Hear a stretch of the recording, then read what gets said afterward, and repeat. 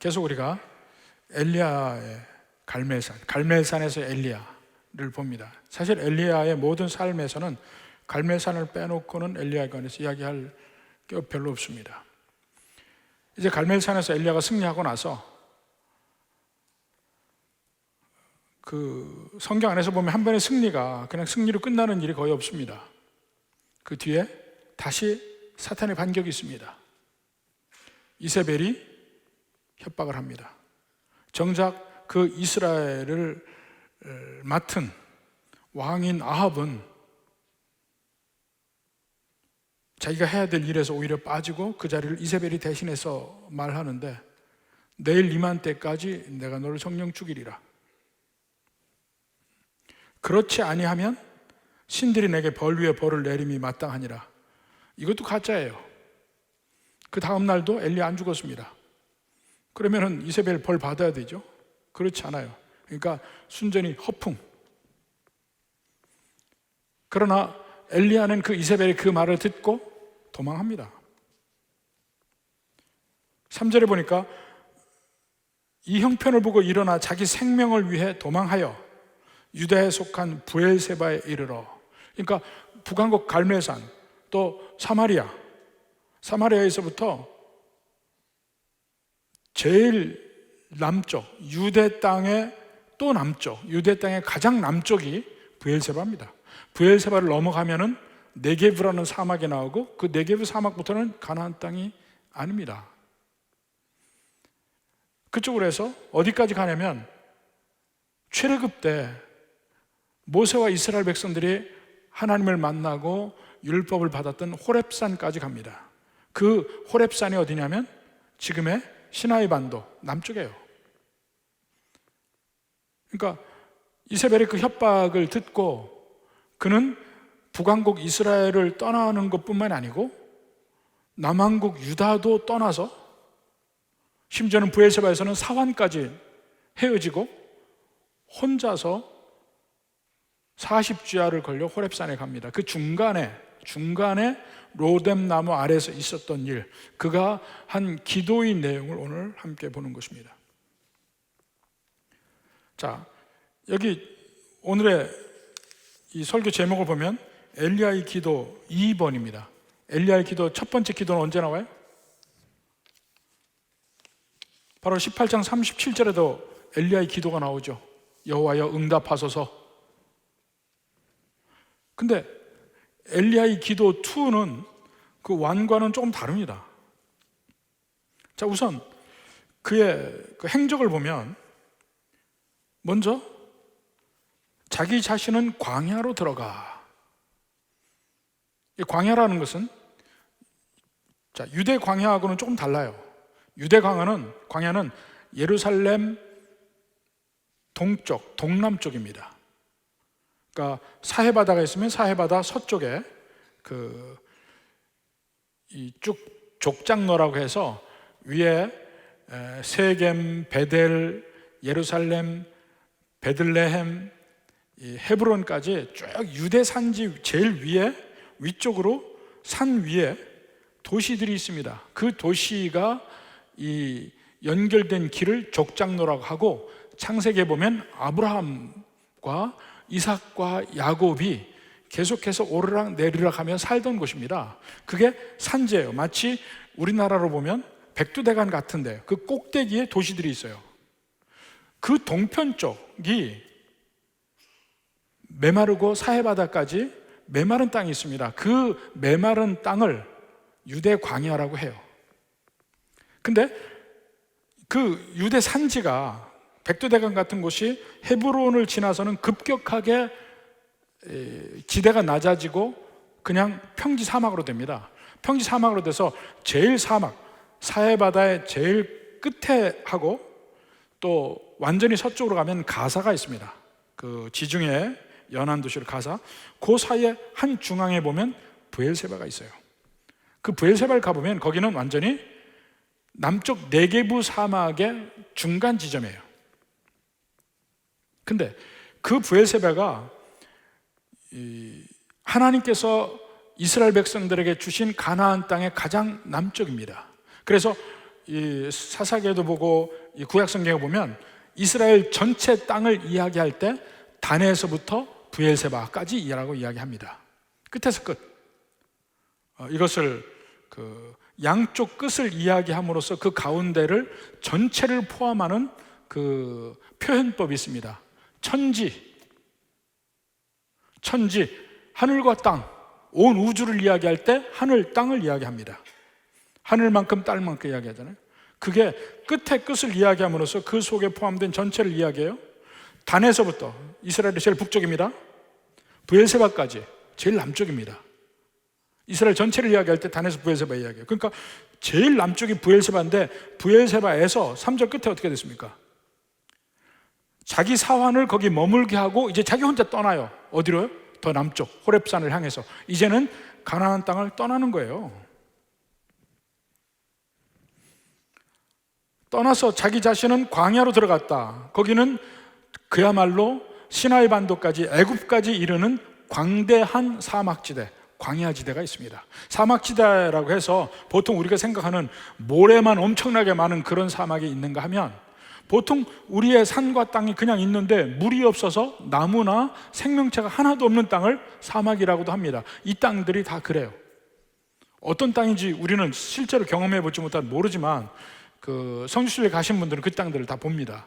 요르단에서도 볼 수 있고 근데 특히 그 땅에 완전히 메말라서 아무것도 없는 땅이에요. 간간히 오아시스가 있을 뿐이죠. 그 땅에 들어간 겁니다. 그러니까 이 땅은 이미 브엘세바에서 남쪽으로 광야로 하룻길을 간 때는 가나안 땅이 아닌 곳까지 나가 있습니다. 그러니까 특히 구약에서는 가나안 땅 아니냐 바뀌냐가 대단히 중요한 의미를 가지고 있어요. 가나안 땅 안은 하나님이 하나님의 백성들에게 주신 축복의 상징이에요. 그리고 그 안에서 살아야 돼요. 그 안에서 살아야 축복이 있는 것이, 복이 있는 것이고 그 안에 살 때 하나님의 백성으로서의 삶에 가치가 있어요. 그래서 이스라엘 백성들이 구약에 보면 끊임없이 하나님께서 약속하신 그 가나안 땅을 차지하기 위한 노력들을 하는 것이 구약의 역사입니다. 다 차지하지 못하죠. 여호수아의 정복 시대에도 정복의 전쟁이 끝났다 하더라도 실제 사사기를 보면 다 차지 못한 게 보여요. 분배는 받았는데 차지하지 못해요. 그 땅을 거의 하나님께서 아브라함에게 약속하신 만큼의 그 땅을 다 차지할 때가 언제냐면 솔로몬 왕 때였어요. 솔로몬 왕 때. 근데 그 솔로몬 왕 때도 면적으로서의 그 땅은 다 차지했는데 요즘에 새벽 예배에서 본 성경이 어디입니까? 신명기 28장이에요. 요즘 새벽 예배 신명기 28장 하고 있습니다. 예? 여러분 잘 기억하십시오. 혹시 모르시는 분들을 위해서 얘기 드립니다. 근데 신명기 28장에 보면 그 땅에 들어가서 가는 것으로 끝나는 게 아니고 거기서 하나님의 백성으로서의 삶을 살아야 됩니다. 근데 그 땅에서 삶을 살 때 하나님께 순종하지 않는 삶을 산다면 결국 거기서도 쫓겨나게 돼요. 거기서도 이방 나라들이 공격을 해서 그 가나안 땅이 공격을 받습니다. 실제로 북왕국 이스라엘은 아수르에게 공격을 받아서 멸망하죠. 남왕국 유다는 바벨론에게 공격을 받아 멸망하죠. 수시로 애굽의 공격도 받죠. 그래서 하나님의 백성들에게 차지해야 할 땅, 그리고 지켜야 될 땅이 가나안 땅으로 상징되어 있습니다. 그래서 모든 싸움도 그 안에 있어요. 그 가나안 땅에 밖에 나가서 이스라엘 백성들이 싸웠다 하는 이야기는 거의 나오지 않습니다. 여기 하나님의 약속, 이것이 내가 받을 것이고 지켜야 될 것이에요. 그래서 싸움은 사단과의 권세와 투쟁하는 곳은 사실은 가나안 땅입니다. 엘리야 때도 모든 그 엘리야의 영적 싸움의 초점이 가나안 땅이지 가나안 땅 밖이 아니었어요.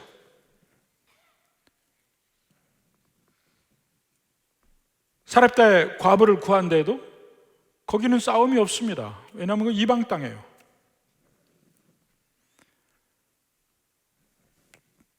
비가 있냐 없냐 이 논쟁이 되는 것도 이것이 쟁점이 되는 것도 결국 가나안 땅이에요. 근데 엘리야가 가나안 땅을 벗어났습니다. 하나님께서 가나안 땅을 벗어나라고 이야기 안 했어요. 그 전에 사렙다 과부의 집에 갈 때는 하나님이 그리 시냇가에 그가 있을 때 가라고 했거든요. 시돈 땅으로. 근데 여기서는 가라는 말도 없었습니다. 근데 자기가 자기의 생명을 위해서 갔다고 그랬어요. 3절에 보면 자기의 생명을 위해 도망하여. 그러니까 엘리야는 어떤 사람이에요? 도망병이에요. 도망병, 탈영병. 원래 엘리야의 임무는 가나안 땅에서 하나님의 영광을 위해서 싸우는 것이었습니다. 근데 그것을 저버리고 도망갔어요. 그러니까 가나안 땅이 하나님께서 엘리야에게 주신 전투의 장이야. 거기서 하나님의 뜻을 행해야 돼요. 근데 그가 이것을 어기고 떠났습니다. 구약에서는 바로 가나안 땅이 상징적으로 하나님께서 주신 복의 상징인데, 그리고 그 안에 살아야 되는데, 신약의 우리는 어디가 가나안 땅입니까? 우리가 지켜야 될 것, 이건 실질적인 그 중동의 팔레스타인이 아닙니다. 이 소위 세대주의, 침례교적인 세대주의에서 얘기하는 것은 지금 현재 팔레스타인 땅이 회복된다는 거예요. 그래서 거기에 그렇게 집착을 합니다. 우리는 거기 성지순례를 가지만 그 땅이 나중에 하나님께서 거기를 회복할 거라고 우리가 거기 집착하지는 않습니다. 예수님의 옛 행적을 보고, 믿음의 선조들의 옛 행적을 보고 그 성경 말씀을 느끼기 위해서 가는 것이지, 그게 달라요. 우리는 민족으로서 이스라엘에게도 집착하지 않습니다. 우리가 이스라엘인데, 우리의 영적 전쟁이 일어나는 것은 첫 번째로는요, 우리의 마음속입니다.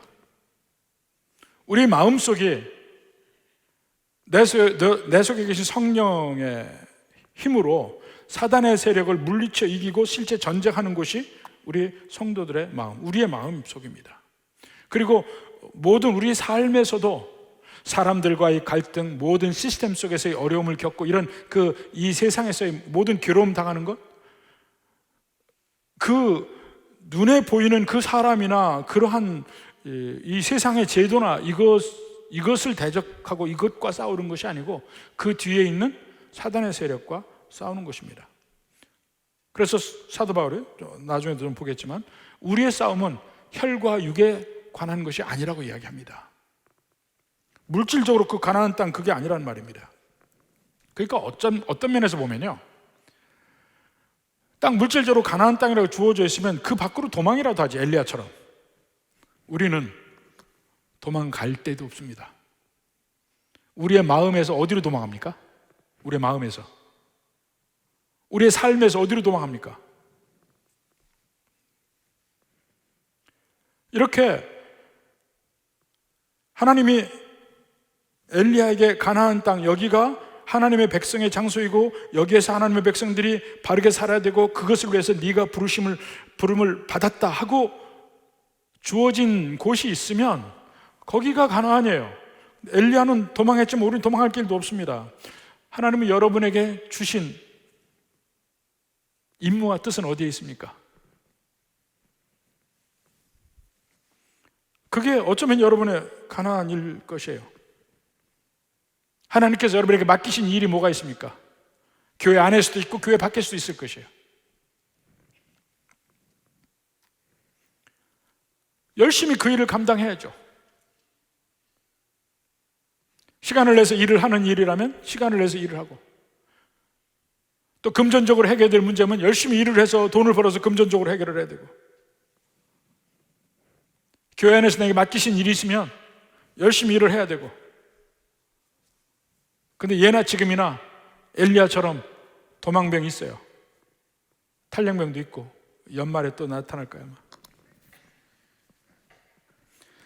일을 할 때 보면요, 일하는 사람, 괴롭히는 사람 반드시 있습니다. 이세벨 같은 사람. 일은 안 하고 평가만 하는 사람들이 있어요.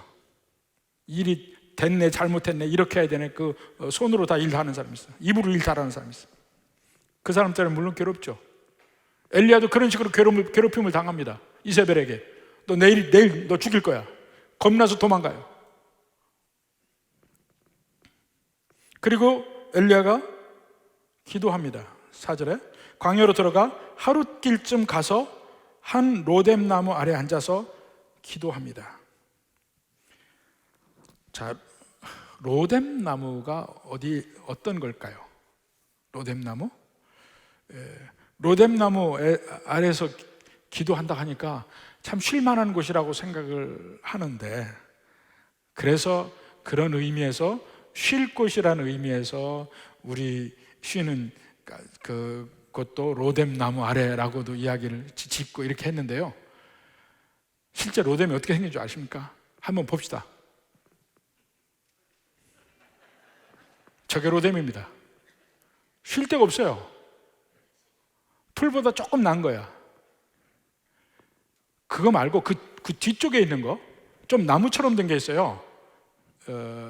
이게 다, 이것도 그렇고 또 하나 이 성경에 그 조각목이라고 나오죠. 조각목. 이 법궤를 만들고 성전을 지을 때 쓰는 조각목이라는 게 나옵니다. 이게 시딤이라는 나무인데, 시딤도 한번 봅시다. 저게 시딤이에요. 저게 위에 잎사귀가 많은 것 같지만 저게 다 가시예요, 가시. 시딤은 그래도 좀 그늘을 줘요. 시딤은 좀 나무처럼 생겨가지고 그늘이 되고, 이 양들이나 양떼들이 그 밑에서 그늘을 찾습니다. 그 베두인들도 그 밑에서 그늘을 찾기도 하고. 근데 로뎀은요, 다시 로뎀 봐요. 저거에 비해서 저게 로뎀이야. 그러니까 지금 이거보다 조금 크겠죠. 이제 엘리야가 있던 로뎀 나무는 그늘이 있긴 있는데 그렇게 가려지지 않는, 참 시덥지 않은 그늘이에요. 거기에 지금 이 햇빛을 피한다고 거기 있는 것 같습니다. 잎이 굉장히 빈약해요. 자, 로뎀 나무 아래 앉아서 거기서 기도합니다. 자기가 죽기를 원하여 이르되, 이 성경의 선지자 중에 하나님한테 죽여주시오 한 사람이 2명이에요. 또 하나 누굽니까? 예? 또 하나 요나가 있죠. 요나가 하나님께 대들면서 나 죽여도 줬어요. 선지자라고 다 멋있는 거 아닙니다. 여기 엘리야도 그 엄청난 전쟁을 치른 그 능력의 용사 엘리야도 하나님한테 죽여주시오 하고 있습니다. 그러면서 여호와여 넉넉하오니, 뭐가 넉넉하다는 얘기예요? 이 우리말은 조금 원래의 의미가 전달이 안 됩니다. 그 영어에 이런 말이 있습니다. It's enough 라는 말이 있어요. It's enough. 또 enough is enough 라는 말이 있습니다. 충분하다는 말이잖아요. 근데 충분하다는 말이 It's enough, 됐다, 충분하다, 이 말이 부정적으로 사용하는 말이에요. 이제 더 이상 못하겠다, 이 말입니다. 이제 더 이상 못하겠다, It's enough. 그 말이 여호와여 넉넉하오니, 우리말로 넉넉하다면 풍성하다는 얘기 아니에요. 전혀 그런 의미가 아니에요. It's enough 하는 말입니다. 아이고 됐습니다, 이런 말. 이제 그만 됐습니다. 이제 질렸습니다. 하나님 일 하는데 질렸다는 얘기예요. 이제 더 이상 못하겠다는 얘기예요. 이세벨이 하는 말에 두려워서 생명을 위해서 도망했고, 브엘세바에서 사환도 머물하고 떠납니다. 사환하고 헤어져요. 사환하고 헤어진다는 건 무슨 의미냐면, 이제 다시는 너 안 볼 거야, 이거예요. 다시는 너 안 볼 거야. 나는 다시는 일을 안 할 거야. It's enough. 그리고는 그늘도 되지 않는 로뎀 나무 아래 앉아서 기도하고 있는 겁니다. 극심한 영적 고갈을 경험하고 있는 상태. 근데 이 상태요. 아마 많은 목회자들이 그거 다 경험을 해봤을 겁니다. 크고 작은 가운데.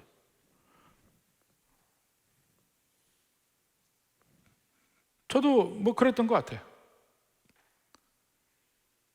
정말 지치고 힘들고 더 이상 길이 없다고 느낄 때 주님 이제 됐습니다 하고 기도할 때가 있어요. 선교사님들에게도 그런 경험들이 많이 있습니다. 태국의 한 선교사님이 너무 힘들었어요. 근데 그 선교회 조직에서 그분들을 담당하는 그 지역의 책임 선교사님이 있는데 그 선교사님과 면담을 했습니다. 너무 힘들다는 얘기를 했어요. 그랬더니 그 선교사님이 한 얘기가 좀 쉬어라 그랬어요. 근데 자기가 벌려놓은 일이 있으니까 도저히 못 쉬겠어요. 한 6개월 정도 더 일을 하다가 완전히 탈진이 되어버렸습니다. 그리고는 모든 사역을 접고 한국에 돌아왔어요. 태국 얘기만 꺼내면 스트레스가 쌓이는 거야. 그래서 일체 아무것도 안 하고 그냥 평신도로 살았어요. 평신도로. 그렇게 하고 그냥 살았는데 한 3년 정도 지나니까 이제 어느 정도 쉼이 되면서 회복이 되기 시작하더라 이렇게 얘기를 하더라고요. 근데 이런 일들이 특히 이 사역자들에게 비일비재하게 일어납니다. 목사도 그렇고 선교사도 그렇고.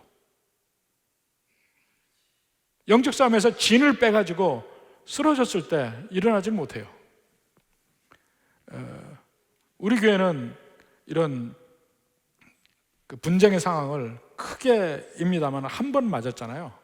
대개 2번 온다고 그래요. 전에 경험한 사람들이 있는데 2번 온대요. 큰 싸움을 해서 이 교회를 지키더라도 지킨 다음에 지킨 사람들 안에서 한 번 또 싸운다는 거야. 그때는 작은 싸움이라도 목회자들이 견디질 못하고 사역을 접고 떠나고 이런 경우가 비일비재하답니다. 비일비재하다. 근데 우리는 2번째가 없어서 얼마나 감사한지 모르겠어요. 그때는 조금 그게 있어도 견디질 못한대요. 훨씬 그 전보다는 강도가 약한 싸움이라도 이미 영적으로 고갈되고 탈진된 상태라 못 견딘다는 거예요. 엘리야도 아마 그런 상태인 것 같아요. 거기서 그가 구합니다. 내 생명을 거두시옵소서. 예. 죽기로 구합니다. 아니 근데 그 앞에 엘리야하고 너무 다르지 않아요?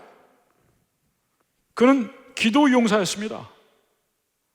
먼저 하나님 앞에서 선포했습니다. 내 말이 있지 아니하면 이스라엘에 비가 없으리라. 그 기도했죠. 하나님이 그 기도 응답하셔서 이스라엘에 비를 내리지 않았습니다. 그리고 하나님이 이제 이스라엘에 비를 내리겠다고 했을 때 갈멜산에서 기도합니다. 사한을 보내서 기도 응답이 있는지 7번이나 가서 바다를 향해서 쳐다보라 합니다. 그렇게 끝까지 기도해요. 하나님의 약속을 믿고 의지하고 기도할 때도 이렇게 7번씩 기다리는 기도가 필요한 겁니다. 그런 기도 용사였어요. 그래서 비를 내렸잖아요. 근데 그러한 그가 내 생명을, 자기 목숨을 거둬달라. 이제 그만 이 세상에서 그만 살고 싶다 이거예요. 나는 내 조상들보다 낫지 못하나이다. 그 조상들은 그 믿음의 선진들, 그 용사들을 이야기를 하죠. 구약의 아브라함이나 야곱이나 모세나 여호수아나 다윗이나 수많은 사사들이나 이 사람들, 그들보다 나은 사람이 아닙니다. 그들은 엄청난 일을 했지만 나는 그런 엄청난 일을 할 존재가 못 됩니다. 비교해 보십시오. 나는 그들만큼 못합니다. 그러니까 내 생명을 거둬달라고 이야기합니다. 근데 사실 엘리야를 보면요, 그 그 전에 어떤 믿음의 조상들보다 많은 일을 했죠. 큰 일을 했고, 누가 비를 내리지 말라고 해서 3년을 비를 안 내리게 했습니까? 비가 없는데 비가 오게 해달라고 하나님께 기도해서 비를 내린 사람이 누굽니까? 또 사르밧 과부의 집에서 병에 기름이 떨어지지 않게 하고 계속해서 함께 살았던 그는 누굽니까? 이 모든 기적적인 일들을 그가 했는데, 사실은 엄밀하게 얘기하면 그가 한 게 아니고 하나님이 그를 도구로 사용해서 하신 일이죠. 그러니까 하나님께서 그에게 능력을 거둬 가시면 엘리야 빼기 하나님의 능력, 하나님이 주신 은혜, 은사 빼면 엘리야는 다른 사람과 하나도 다를 바가 없는 사람이에요. 하나님은요, 우리 중에 특별한 사람을 뽑아서 쓰시는 거 아닙니다. 우린 다 똑같아요. 우린 다 죄인이고, 우린 다 부족하고.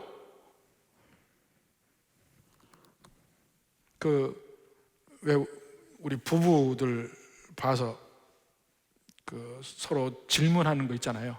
다음 생에도 이 사람하고 같이 살겠습니까? 많은, 특히 노인네들 부부하고 얘기를 하다 보니까 다 남자는 산다는데 여자는 안 산대요. 근데 한 노인이 자기 남편하고 살겠대, 다음 생에도 살겠대. 그래서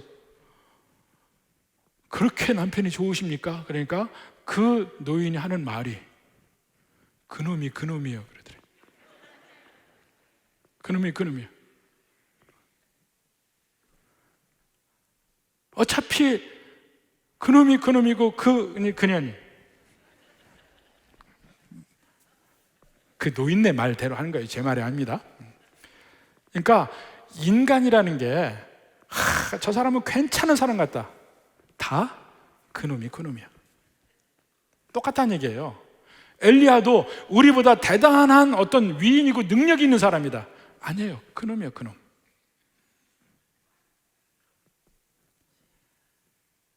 하나님은 어떠한 사람도 들어서 쓰실 수 있습니다. 그리고 들어서 쓰실 때는 능력을 주십니다. 그 하나님이 주신 능력 때문에 그 사람이 다른 사람보다 달라 보이는 거예요. 그것뿐이에요.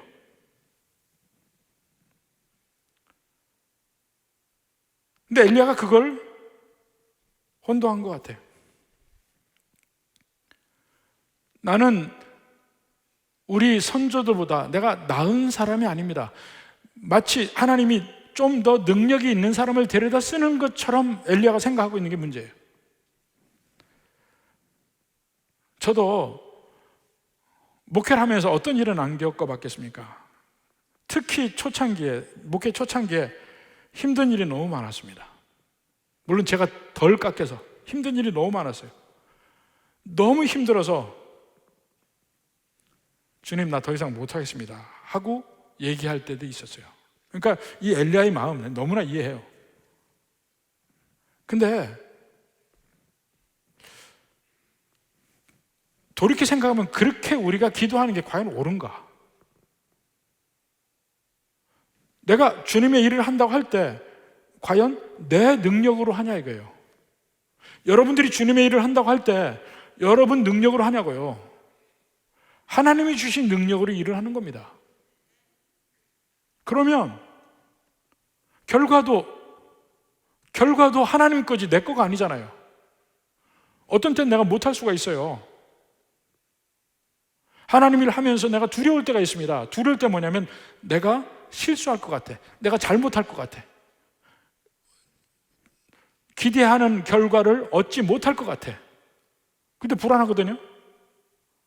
근데 돌이켜 생각하면 내 일이냐고요. 하나님 일이지. 그걸 맡기지 못해요. 마치 내가 하는 것처럼 생각해. 엘리야도 바로 그게 문제인 것 같아. 그가 기도할 때 그 문제가 뭡니까? 결국 그가 여호와여 넉넉하오니 여호와 됐습니다. 이제 내 생명 거두시옵소서. 나는 능력이 없습니다. 이렇게 기도하는 것에 문제가 뭐냐고요. 그의 기도 속에는 전혀 하나님에 대한 믿음이 보이지가 않아요. 그 전에 엘리야가 한 기도는 전부 하나님의 말씀에 근거했고 하나님에 대한 믿음에 근거되어 있어요. 내 말이 있지 아니하면 이스라엘에 우로가 있지 아니하리라. 비가 없다는 얘기도 이미 신명기 28장에 약속한 내용을 가지고 한 거예요. 너희들이 내 말을 순종하지 아니하면 그 중에 너희에게 기근이 있으리라가 다 있거든요. 그것에 근거해서 선포한 거예요. 믿음으로.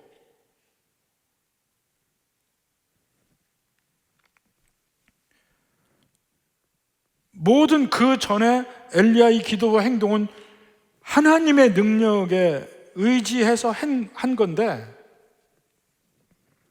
그의 기도를 보면 벌써 그 도망할 때부터 자기 생명을 위해서 도망했다고 그랬잖아요.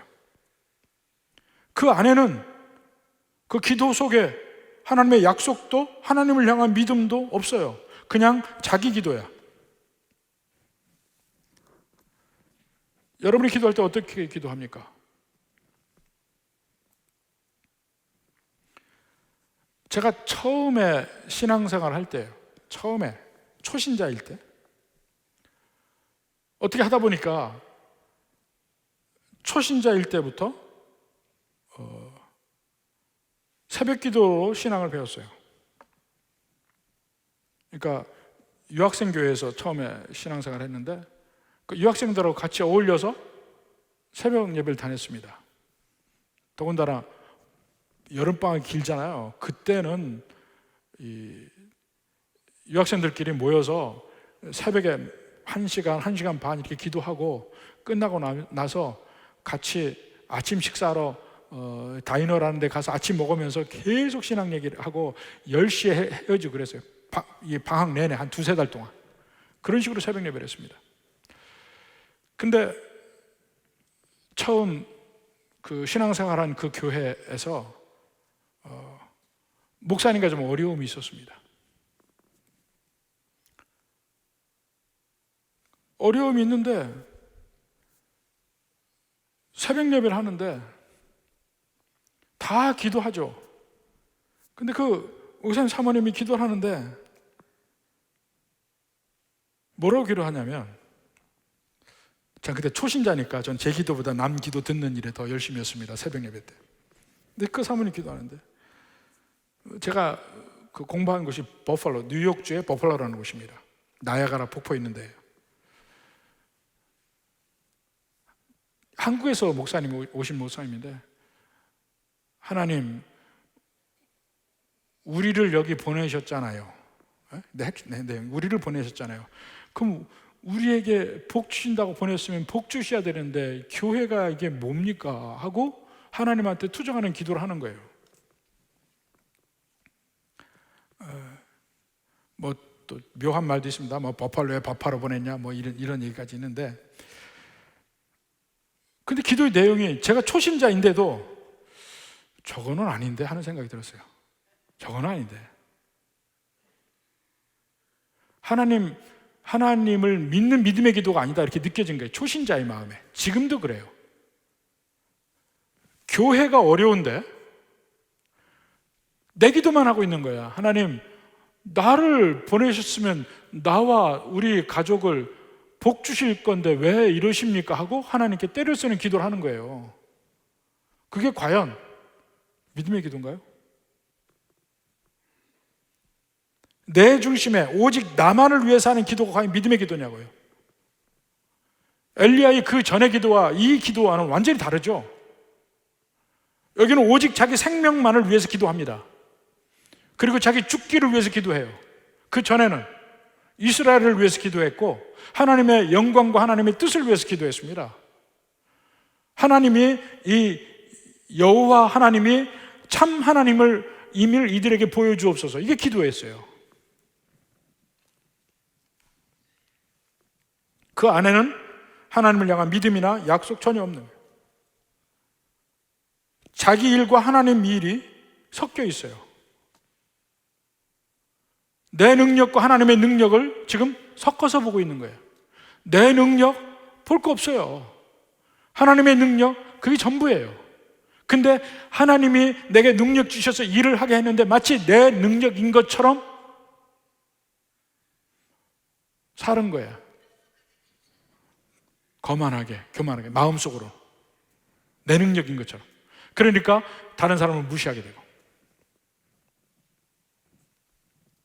그러다가 갑자기 사단의 위협의 말이 그 말을 확 잡은 겁니다. 엘리야가 그 위협하는 말도 내가 잡지 않으면 내 마음속에 뿌리를 못 내려요, 사탄의 위협이. 근데 내가 그 말에 딱 위협을 느끼고 잡으면 그 다음부터는 거기에 휘둘리는 겁니다. 생명이 겁나기 시작해. 거기에서는 하나님의 능력이 없죠. 자기에게 능력이 없는 걸 비로소 깨달으면서 내 조상보다 내가 낫지 못하나이다 얘기합니다. 근데 사실 그가 이제까지 한 것은 하나님의 능력으로 했지 자기 능력으로 일을 했나요? 거기서 벌써부터 이 기도 안에서 보면 그 문제가 생깁니다. 괜히 사탄의 위협, 자기를 어쩌지도 않았어요. 근데 사탄은 우리에게 꼭 먼저 두려움을 주고 위협을 합니다. 근데 그것을 위협을 잡는 순간 우리는 그 다음부터 사탄에게 밀가루부터 휘둘림을 당해요. 세상이 주는 위협, 절대로 거기에 내 마음을 빼앗기고 흔들려서는 안 됩니다. 두려워해서는 안 됩니다. 조심은 해야 되죠. 두려워하면 안 됩니다. 이 전염병도 그렇고 다 마찬가지예요. 조심은 해야 돼요. 근데 그것을 두려워해서는 안 됩니다. 두려워해서 오그라지면 아무것도 못하게 되고, 그 다음에는 신앙도 푹푹푹 떨어져요. 엘리야처럼. 아무리 그 전에 신앙생활 잘하던 사람 소용없어요. 일단 두려움을 잡으면 그 다음부터는 전혀 그 전에 신앙생활한 능력은 볼 수가 없습니다. 엘리야처럼. 지금 엘리야에게서 어떤 신앙의 능력을 봅니까? 전혀 볼 수 없는 겁니다. 자기 능력과 하나님 능력을 혼동하고 있어요. 그래서 하나님 앞에 기도합니다. 더 이상 이제 엘리야는 절망하고 퍼지고 있는 가운데 하나님의 일을 할 수 있는 조건이 되지 않아요. 하나님의 일은요, 내가 하나님의 일을 언제 할 수 있냐면 오직 믿음으로 하나님의 일을 볼 때만, 믿음으로 하나님을 볼 때만 비로소 하나님의 일을 능력으로 할 수 있어요. 그 다음부터 내 능력이 아니니까.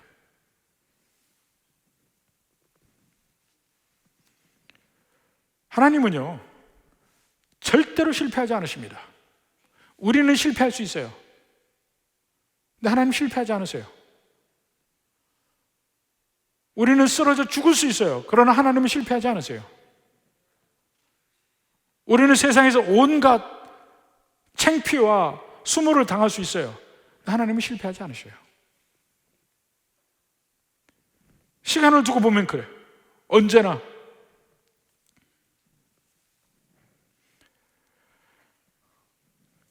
교회의 역사도 보면 그렇게 교회가 핍박을 당해도 오히려 교회가 핍박을 당할 때 더 성장한다는 사실을 역사를 통해 우리가 볼 수가 있습니다.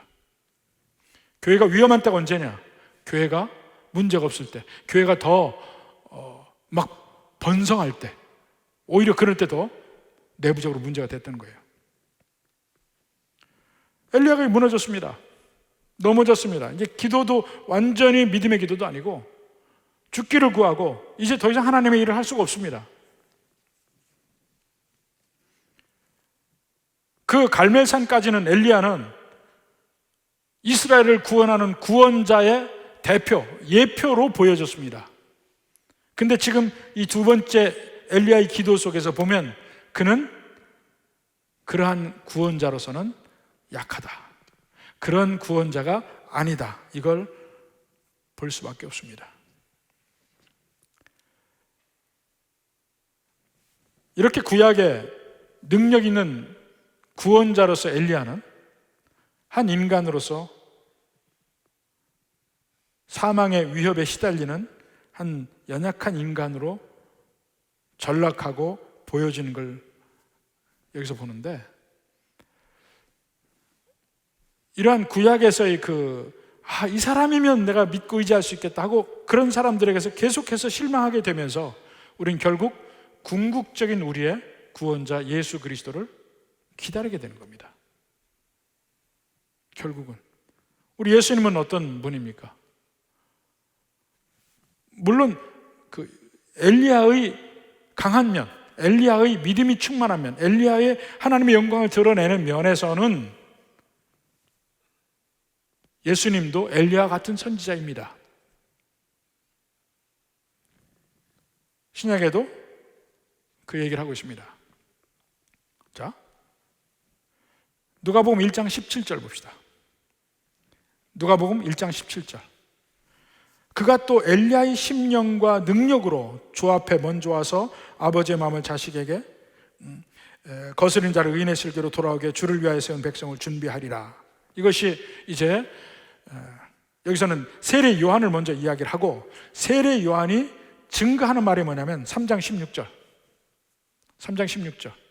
요한이 모든 사람에게 대답하여 이르되 나는 물로 너희에게 세례를 베풀거니와 나보다 능력이 많으신 이가 오시나니 그는 성령과 불로 너에게 세례를 베푼다. 나보다 능력이 많으신 이가, 엘리야 같은 이가 세례 요한인데, 세례 요한이 고백하기를 나보다 능력이 많으신 이가 오시는데 그는 성령과 불로 세례를 베푸실 뿐이라. 바로 엘리야보다 더 능력이 많으신 예수님이 엘리야를 통해서 보여진다 하는 것입니다. 예수님은 환난 중에도, 십자가를 가지고 실제로 생명을 뺏기는 중에도 자기 백성을 버리지 않으십니다. 제자들이 다 도망가고 혼자 남아있는데도 오히려 그 마지막 혼자 할 수 있는 그 사역을 감당하십니다. 엘리야는 사환도 보내고 혼자 있으면서 하나님 내 생명을 거두시옵소서. 이거는 도망가는 의미의 얘기예요. 예수님처럼 십자가를 가시는 게 아니고 사실 두려워서 도망가는 거잖아요. 예수님은 감당합니다. 엘리야 같지 않아요. 엘리야는 거기까지 인간의 한계를 보여줍니다. 예수님은 끝까지 생명을 주시고 마침내 십자가에서 다 이루었도다 고백하십니다. 엘리야는 큰 일을 하긴 했지만 생명을 위해 도망갑니다.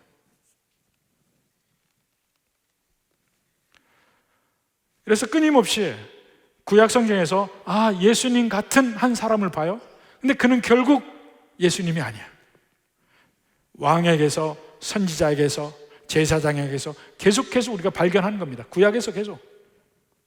그럴 때마다 우리는 결국은 예수님께 가야 이 모든 문제가 풀리는 겁니다. 자, 그러면 우리 신약 성도들에게, 예수 믿는 성도들은 이걸 어떻게 받아들일까요?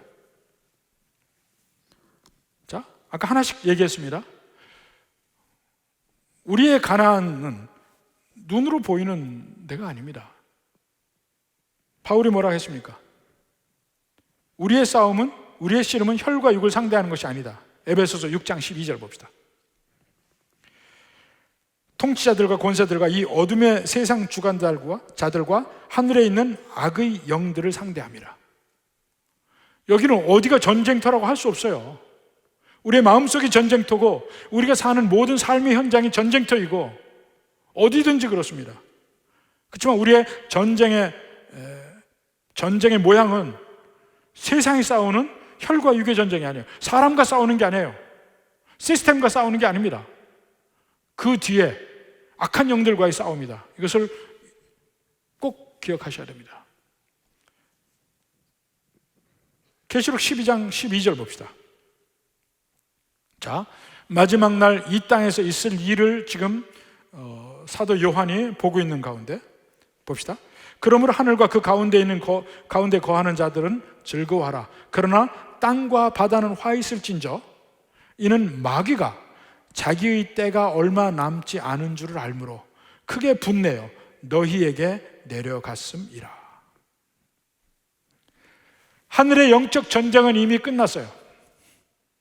거기서 마귀가 패퇴해서 간 곳이 이 땅이라는 거야. 끊임없이 마귀가 우는 사자처럼 하나님의 백성들 괴롭히기 위해서 지금도 호시탐탐 노리고 있다는 것입니다. 그래서 우리가 싫건 좋건 우리는 영적 싸움 속에 있습니다. 알지 못하는 사이에 우리를 공격할 것이고, 우리가 깨닫지 못하는 사이에 우리는 이미 전쟁 속에 휘말려 있고, 이미 많은 것을 잃고 그렇게 됩니다. 이때 엘리야처럼 하나님을 놓고 내 능력으로만 생각할 때 두려움을 잡게 됩니다. 나는 어차피 아무것도 아닌 존재이고 오직 하나님의 능력으로만 모든 일을 할 수 있다고 고백해야 합니다. 이렇게 믿음의 기도하면서 이 믿음으로 이 영적 전쟁을 하려고 하면 우리는 이길 수 있습니다. 그리고 우리가 이긴다는 것이 실제 이 세상적 의미에서 좋은 결과를 얻는다는 그 의미만은 아니에요. 심지어는 그 가운데 환난을 당할 수도 있고, 괴로움을 당할 수도 있고, 넘어질 수도 있고, 목숨을 잃을 수도 있습니다. 이 세상에서는.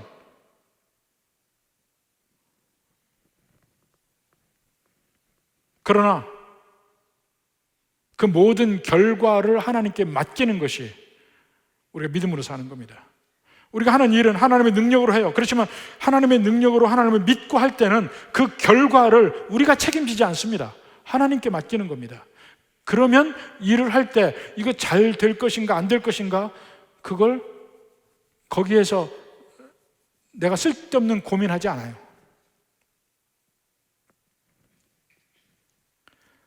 저도 이거 보면서 다시 한번 회개를 한 것은, 교회 일을 가지고 일을 할 때 어떤 때는요, 몇 날 며칠을 잠도 못 자고 골몰하면서 이거 어떻게 해결할까 생각을 할 때들이 있습니다. 근데 언뜻 생각해 보면 이게 내 일인가 싶어요. 내가 우리 장로님들한테 얘기했는데, 이게 내 일인가? 왜 이렇게 내가 이렇게 괴로워하나? 이렇게 생각할 때가 있어요. 하나님 일인데. 내가 최선을 다해서 일을 하지만 결국 하나님 일이다 하는 면이 있으면 밤에 좀 편하게 잘 것 같아.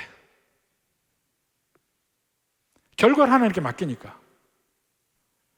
엘리야도 그게 안 돼서 나는 우리 조상들보다 나 못합니다. 나 이제 됐습니다. 됐어요. 이제 그만입니다. 자기 능력으로 한 줄 알아요.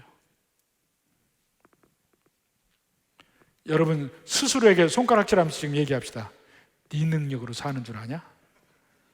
그렇게 속으로 얘기해, 속으로. 네.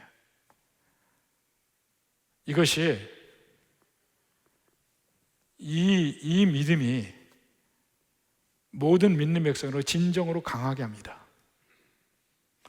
진짜 평안을 줍니다. 이 세상은요, 절대로 나를 가만두지 않습니다. 항상 이 세상은 나를 괴롭히게 되어 있습니다. 심지어는 내 마음 안에서도 언제나 괴로움이 있습니다. 그렇지만 내가 사는 것이 내 능력이 아니고 오직 하나님의 능력으로 사는 것이다. 이것이 확신 있게 내 마음속에 들어오기만 하면 마음의 평안을 얻을 수 있습니다. 열심히 하면서도 마음의 평안을 얻을 수 있습니다. 이 평안이 엘리야와 다르게 여러분의 것이 되기를 주님의 이름으로 축원합니다.